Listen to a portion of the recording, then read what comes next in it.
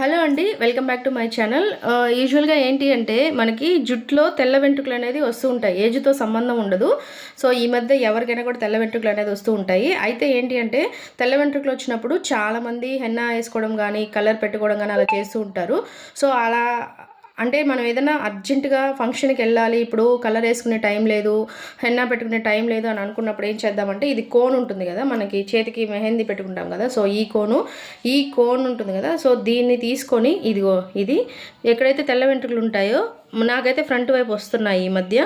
So ఈ తెల్ల వెంట్రుకలు ఉండే చోట ఇలా జస్ట్ ఎక్కడైతే తెల్ల వెంట్రుకలు ఉంటాయో అక్కడ అప్లై చేసుకొని ఒక హాఫ్ అన్ అవర్ ఉంచి ఆ తర్వాత మనం హెడ్ వాష్ చేస్తే ఈ తెల్ల జుట్టు అంతా రెడ్డిష్గా అయిపోతుంది. ఇది రెగ్యులర్గా వాడకూడదు. మనకి ఏదైనా ఎమర్జెన్సీ అయిపోయి అర్జెంటు ఇంకా టైం లేదనుకున్నప్పుడు ఇదైతే వాడచ్చు అనమాట. ఇది అప్లై చేసి జస్ట్ ఒక 10 minutes ఉంచేసి మనం హెడ్ వాష్ చేసుకున్నామంటే తెల్ల జుట్టు అంతా రెడ్డిష్గా అయిపోతుంది.